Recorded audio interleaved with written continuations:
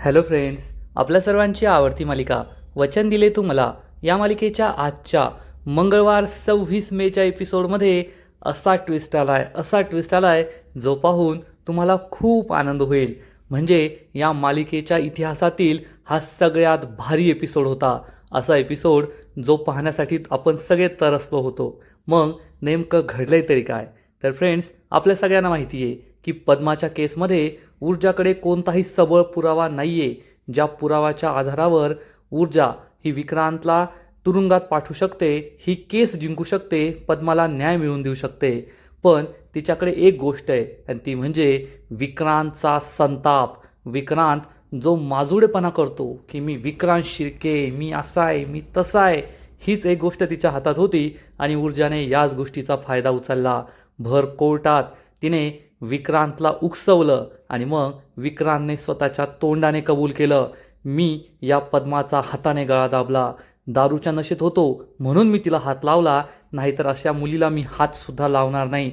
मी तिचा चॅप्टर तेथेच खल्लास करायला पाहिजे होता, तिला तेथेच मारायला पाहिजे होतं. आणि हे सगळं विक्रांत भर कोर्टात जज साहेबांसमोर बोललाय. म्हणजे विक्रांतचा विषय संपलाय, ऊर्जाने केस जिंकलीये, हर्षवर्धन हरलाय, पद्माला न्याय मिळालाय. मग हे सगळं नेमकं घडलं तरी कसं, हे जाणून घेण्यासाठी हा व्हिडिओ शेवटपर्यंत नक्की पहा. फ्रेंड्स, आजच्या एपिसोडच्या सुरुवातीलाच ऊर्जा ही हर्षवर्धनला म्हणते, या सगळ्या गोष्टी कोर्टात बोलायच्या असतात, तुम्ही त्या येथे का विचारताय? मला असं वाटतं येथे बोलायला नको. तर हर्षवर्धन म्हणतो, नाही, मला येथेच बोलायचं आहे, तुला उत्तर द्यायचं नाहीये, त्यासाठी पळवाट चांगली आहे. तर ऊर्जा विचारते, आर यू शुअर आपण येथेच याबद्दल बोलायचं आहे? हर्षवर्धन म्हणतो, I am very much sure. आणि मग ऊर्जा ही चक्क तीर्थाजवळ जाते आणि तीर्थाला विचारते, काय झालं तीर्था, तू अजून आमरस का खाल्ला नाहीये? तीर्थाला कळतच नाही की असं ऊर्जा का विचारतीये. घरातील सगळ्यांना आश्चर्य वाटतं आणि मग ऊर्जा तिला विचारते, तू अजूनसुद्धा त्याच मुलाचा विचार करते का जो तुला त्रास देतोय? तुला त्याची भीती वाटते का? हे ऐकून घरातील सगळ्यांना जबर धक्काच बसतो की तीर्थाला एक मुलगा त्रास देतोय. कोणाचाच विश्वास बसत नाही. ऊर्जा म्हणते, अगं सोडून दे, कशाला टेन्शन घेते, हा मुद्दा खूप गौण आहे. तेवढ्यात आदित्य पुढे येतो आणि विचारतो, कोणता मुलगा? तीर्थाला कोणता मुलगा त्रास देतोय? तर ऊर्जा सांगते, आदित्य दादा, तीर्थाच्या कॉलेजचा एक मुलगा आहे जो तीर्थाला फोन करून त्रास देतोय, पण तुम्ही नका टेन्शन घेऊ, ती गोष्ट खूप नॉर्मल आहे. हर्षवर्धनला जबर धक्काच बसतो. शौर्य विचारतो, काय तीर्था, हे खरंय का? कोण मुलगा तुला त्रास देतोय? तर ऊर्जा चिडून म्हणते, अरे शौर्य, जाऊ दे ना, ही गोष्ट एकदम फालतू आहे, देतोय तर देतो त्रास, आपल्याला काय फरक पडतोय? विजया खूप चिडते आणि ऊर्जाला जाब विचारते, हे काय बोलतेस तू? माझ्या मुलीला एक मुलगा त्रास देतोय आणि ही गोष्ट तुला फालतू वाटतीये? हर्षवर्धन तीर्थाला विचारतो, तीर्था, हे खरंय का? कोण आहे तो मुलगा? तीर्था खूप घाबरते. शौर्य चिडून म्हणतो, मला आत्ताच्या आत्ता त्याचा पत्ता दे, मी त्याची हाडं खिळखिळ करून येतो. तर ऊर्जा म्हणते, अरे शौर्य, आपण कायदा असा हातात घेऊ शकत नाही, त्या मुलाची चूक तरी काय आहे? घरातील सगळ्यांना मोठा धक्काच बसतो.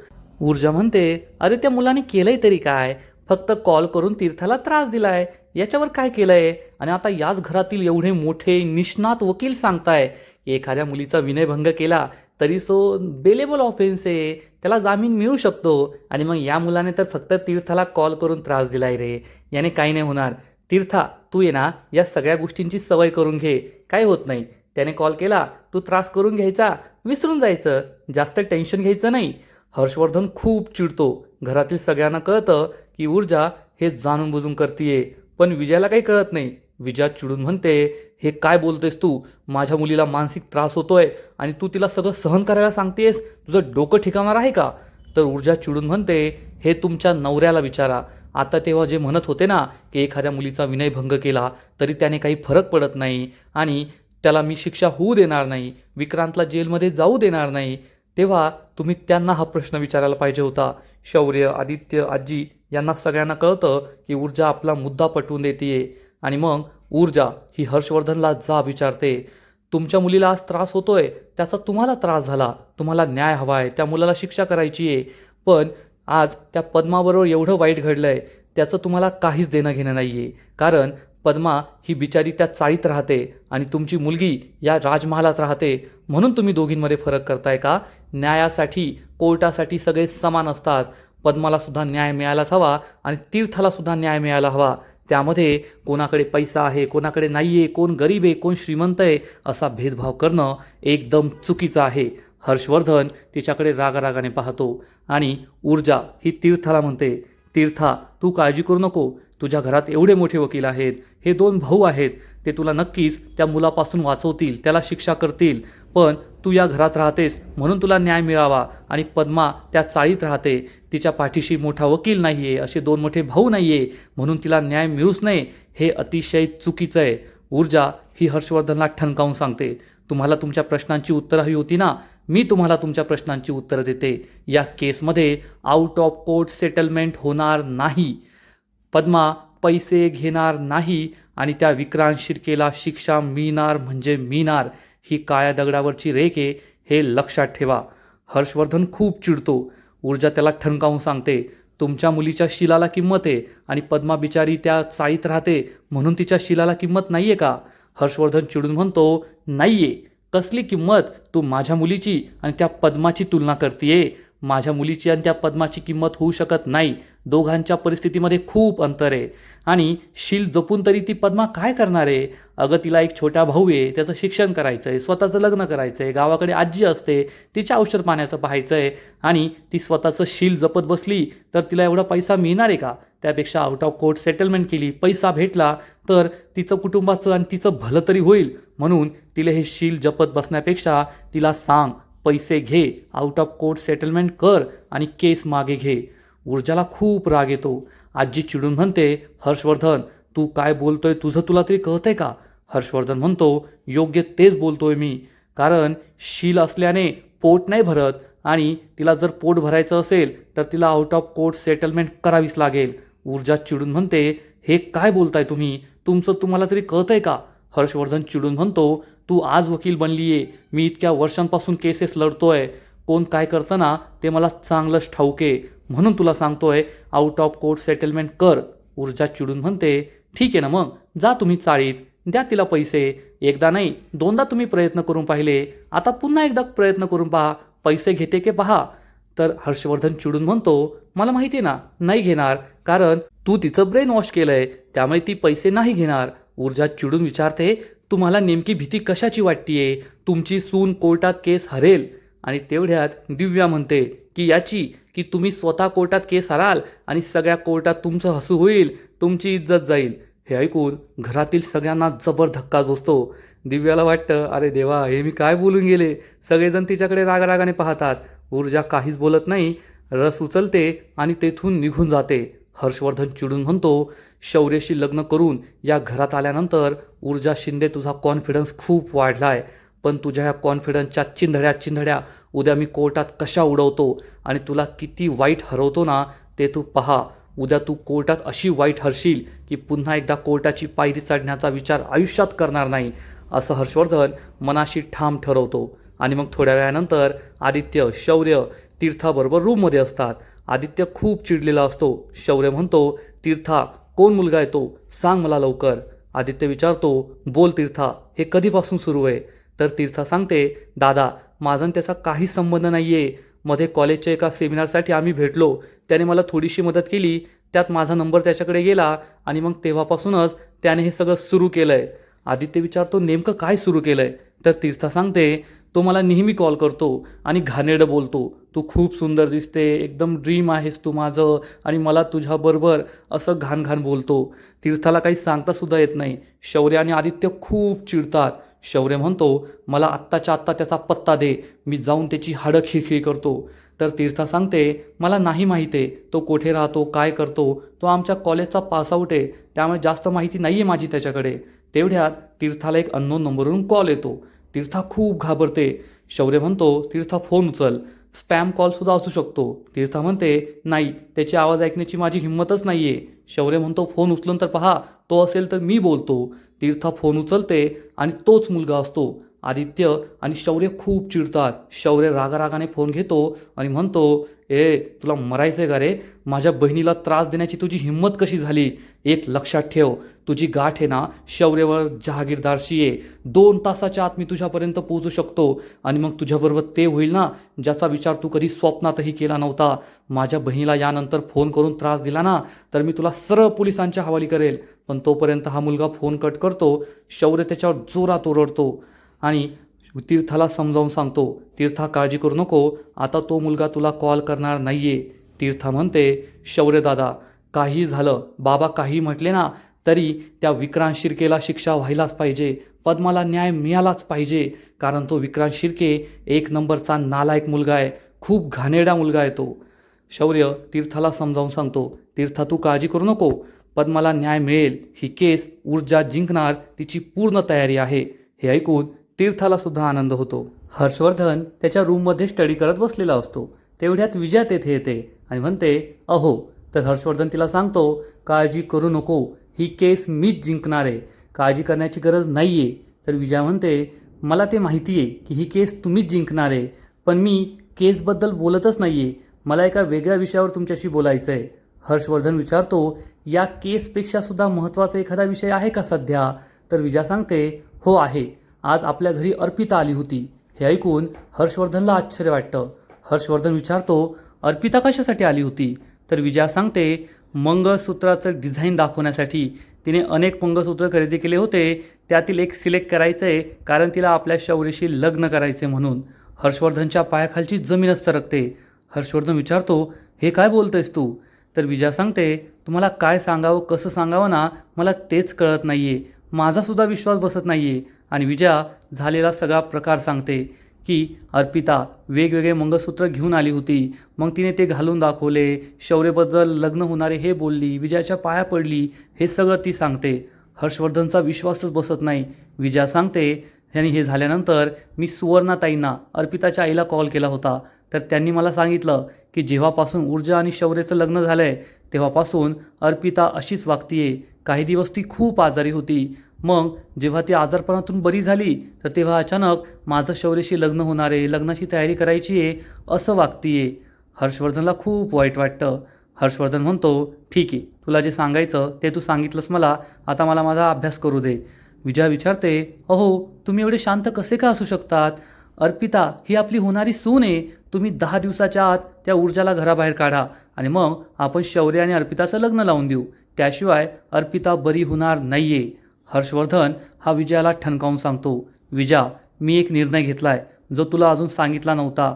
मी शौर्य आणि अर्पिताचं लग्न लावून देणार नाहीये.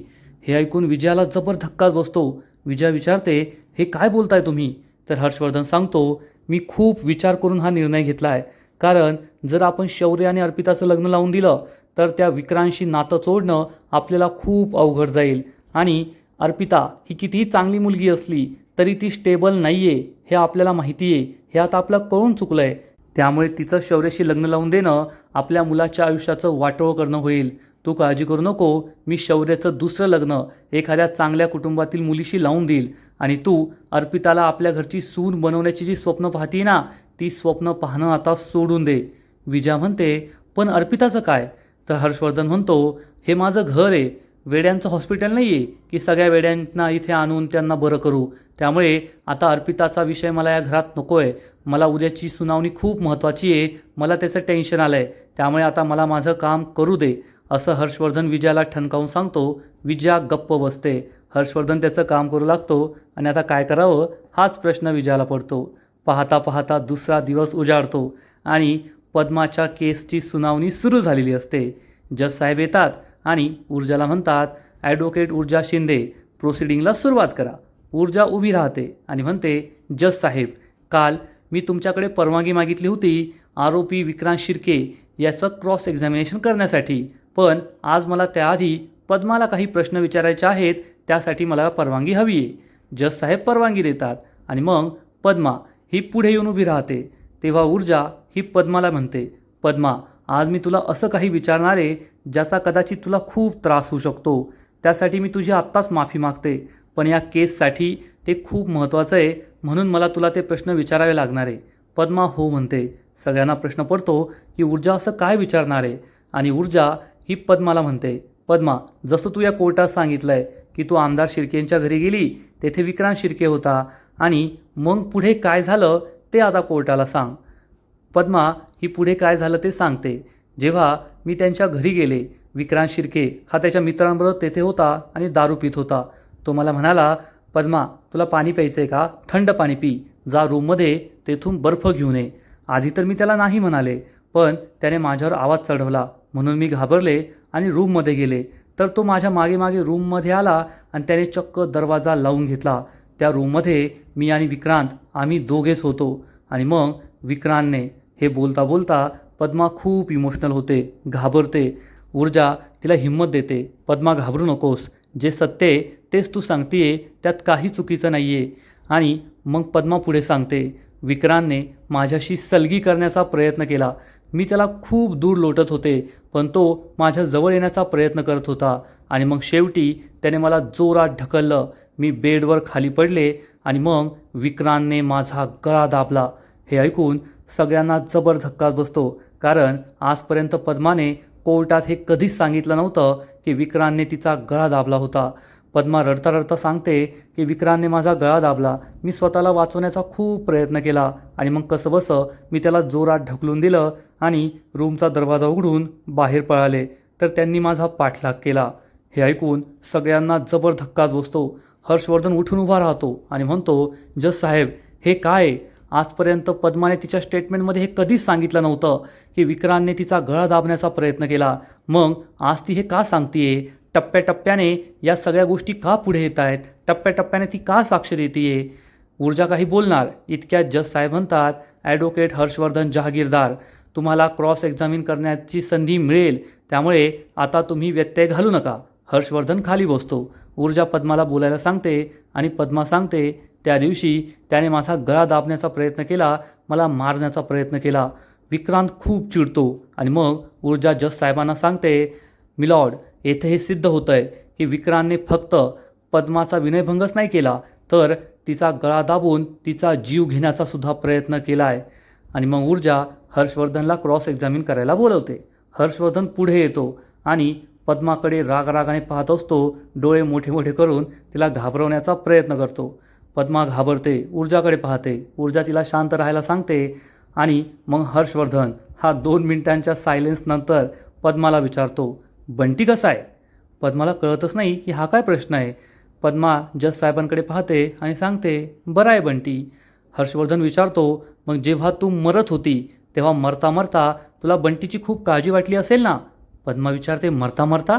हर्षवर्धन म्हणतो, हो, तू आत्ताच सांगितलं ना विक्रांतने तुझा गळा दाबला आहे, आणि गळा का दाबतात, मारण्यासाठी. मग मरता मरता तुला बंटीची आठवण तर आली असेल ना, त्याची काळजी तर वाटली असेल ना. पद्मा म्हणते, हो. हर्षवर्धन विचारतो, मग तू हे आधी का नाही सांगितलं. तर पद्मा सांगते, तेव्हा मी खूप घाबरली होती म्हणून मी विसरली असेल, म्हणून माझ्या लक्षात नाही आलं, आता आठवलंय म्हणून सांगते. हर्षवर्धन म्हणतो, अरे वा, तू तर मानसोपचार तज्ज्ञासारखं बोलतीये, खरंच हुशार आहे तू, असं म्हणून हर्षवर्धन ऊर्जाकडे सुद्धा पाहतो. आणि मग पद्माला विचारतो, तुला आठवत आहे का मग त्या दिवशी तुम्ही कुठे होता. पद्मा सांगते, त्या खोलीमध्ये होतो. हर्षवर्धन म्हणतो, नाही ते कळलं मला, ते माहिती आहे, म्हणजे जेव्हा विक्रांतने तुझा गळा दाबला तेव्हा त्याने तुला असं भिंतीला पकडून गळा दाबला, जमिनीवर आपटून गळा दाबला, कसा दाबला ते सांग बरं. म्हणजे आता पद्माने सांगितलं आहे की त्याने मला बेडवर पाडलं, आणि हर्षवर्धनची ही केळी आहे की पद्माला घाबरवायचं, आणि पद्माला जे योग्य ऑप्शन आहे ते दिलंच नाही आहे, 2 चुकीचे ऑप्शन दिले. पद्मा बेडवर पडली होती आणि मग विक्रांतने गळा दाबला, पण हर्षवर्धन भिंतीला टेकून आणि जमिनीवर आपटून म्हणतोय, म्हणजे यापैकी एक उत्तर दिलं तर पद्मा खोटी ठरेल. पद्मा ऊर्जाकडे पाहते. ऊर्जा तिला शांत राहून योग्य उत्तर देण्याचा इशारा करते. विक्रांत पद्माकडे रागाने पाहत असतो आणि आजचा एपिसोड येथेच संपतो. फ्रेंड्स, वचन दिले तुम्हाला, या मालिकेचा आजचा एपिसोड खरंच खूप भारी होता. आणि ऊर्जाने जे काही कोर्टात केलं आहे, तिचा कोर्टात जो जबराट परफॉर्मन्स सुरू आहे ना, त्यामुळे हर्षवर्धनची दातखीळ बसली आहे, एवढं मात्र खरं. ऊर्जाने खरंच या केसची खूप भारी तयारी केली आहे आणि हर्षवर्धनचा तिच्यासमोर निभाव लागत नाही आहे. फ्रेंड्स, वचन दिले तुम्हाला, या मालिकेचा आजचा एपिसोड तर खूप भारी होता, पण पुढील एपिसोड आणखीन भारी असणार आहे आणखीन मोठा ट्विस्ट या मालिकेत येणार आहे. मग नेमकं घडणार तरी काय? तर पुढील एपिसोडमध्ये आपण पाहू की ऊर्जा विक्रांत शिर्केचं क्रॉस एक्झामिनेशन करत असेल तेव्हा ती विक्रांतवर खूप चिडणार, ओरडणार, कारण तिला माहिती आहे विक्रांत कसा माजोडा आहे आणि समोरचा ओरडलेला त्याला आवडत नाही. तो लगेच त्यांच्यावर ओरडतो आणि तोंडाला येईल ते बोलतो. त्यामुळे ऊर्जा विक्रांतला म्हणेल, विक्रांत शिर्के, मला माहिती आहे ना, पद्माने मला सगळं सांगितलंय. तू पद्माची ओढणी तिच्या गळ्यात बांधून तिला फाशी देण्याचा प्रयत्न केला होता. तर विक्रांत चिडून म्हणेल, नाही, मी तिला फाशी देण्याचा नाही प्रयत्न केला, मी स्वतःच्या हाताने तिचा गळा दाबला होता. हे ऐकून सगळ्यांना जबर धक्काच बसेल. आमदार शिर्के हर्षवर्धनला समजेल की ऊर्जाने याच्या रागाचा फायदा करून घेतलाय आणि आता हा काही थांबणार नाही. हर्षवर्धन त्याला इशारा करेल, गप्प बस, गप्प बस, पण विक्रांत काही गप्प बसणार नाही.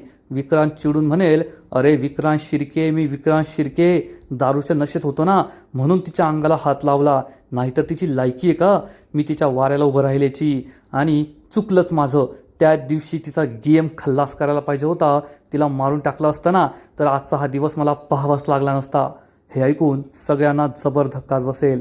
म्हणजे आता विक्रांत शिर्केने स्वतःच्या तोंडाने कबूल केलंय की त्यानेच पद्माचा विनयभंग केला, पद्माला हात लावला, पद्माचा गळा दाबला आणि पद्माला मारून टाकलं असतं तर बरं झालं असतं, हे सुद्धा त्याने कबूल केलंय. म्हणजे आता हर्षवर्धनने काहीही केलं तरी विक्रांतला शिक्षा होणार, विक्रांत जेलमध्ये जाणार, ऊर्जा जिंकणार, पद्माला न्याय मिळणार आणि हर्षवर्धन आपली पहिली केस हारणार. तर फ्रेंड्स, खरंच पुढील एपिसोड पाहायची खूप जास्त एक्साइटमेंट आहेत. या मालिकेचा पुढील एपिसोड एकदम डेंजरस असेल, भारी असेल, खतरनाक असेल, यात शंका नाही. तर तुम्हाला सुद्धा वचन दिले तुम्हाला ही मालिका आवडते का? नक्कीच कमेंट करून सांगा. आणि या मालिकेचे असेच नवीन नवीन एपिसोड, नवीन नवीन अपडेट सर्वात आधी पाहण्यासाठी व्हिडिओला लाईक करा, शेअर करा, चॅनलला सबस्क्राईब करून बेल आयकॉनवर क्लिक करा. म्हणजे या मालिकेचे नवीन नवीन एपिसोड तुम्हाला सर्वात आधी पाहायला मिळतील. खूप खूप खूप धन्यवाद.